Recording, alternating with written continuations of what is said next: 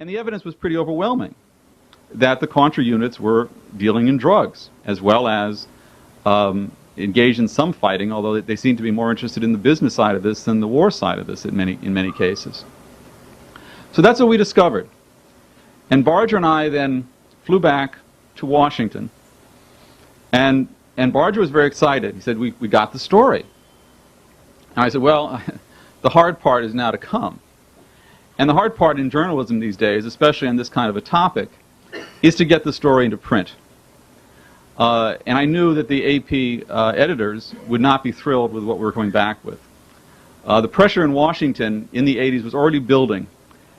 Anytime a reporter found information that was derogatory about the Contras, that reporter and his editors, bureau chief, everybody, could expect to come under severe criticism.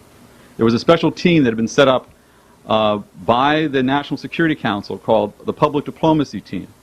And they would literally go to your offices. Otto Reich ran it. The guy who oversaw it day to day was Walter Raymond Jr. Walter Raymond Jr. was a 30-year propaganda specialist from the CIA. And he had been transferred by William Casey over to the National Security Council to run this operation. Casey, the head of the CIA, personally oversaw this effort to do what they called, inside their own operation, perception management. The goal of this operation that they ran, we have the documents on now, was to manage the perceptions of the American people on how they would see what was going on in Central America. And so we spent the next 6 months working on this thing, and it culminated in this three-part series that we printed in August, entitled Dark Alliance. And basically what the series says, well, let me start out by saying what the series doesn't say, because there seems to be a lot of confusion about that. It does not say that the CIA brainstormed a genocidal plot against black America. It doesn't say that at all. It doesn't say that the CIA masterminded the influx of crack into America. What it says is that this Nicaraguan Contra cocaine ring brought tons of cocaine into California, brought tons of cocaine into the South Central, and sold it to Freeway Rick, who turned it into crack and spread it first through Los Angeles and then through the rest of the country. It also talks about how they were meeting with the leaders of the Contra Army.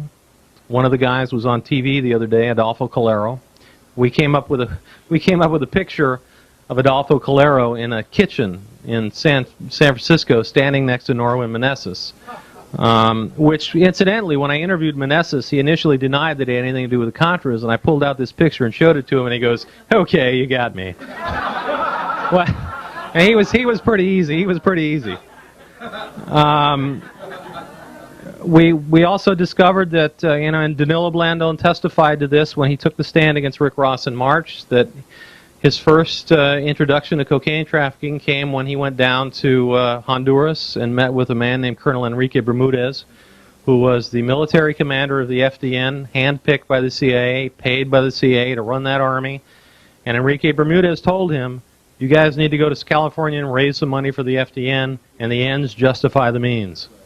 He testified to that in court as a government witness under oath. And I mean, this is a story that Bob can attest. I mean, this is a historical fact. This is not a conspiracy theory. This is not, some people in a back room thinking about how they can smear Ronald Reagan after all these years. This is a fact. These are historical facts. And that's one of the beauties of doing the story 10 years later, is because you've got a paper trail a mile wide. Bob, unfortunately, was doing it while it was going on, which is a very much more difficult story to nail down, because you've got people in the midst of committing criminal acts that really don't want that exposed. So at any rate, I think there's more information coming. People need to get a hold of their congressman and make sure that this one doesn't get shut down like the Kerry Committee investigation got shut down. And maybe it takes 10 years for the truth to come out, but it comes out eventually.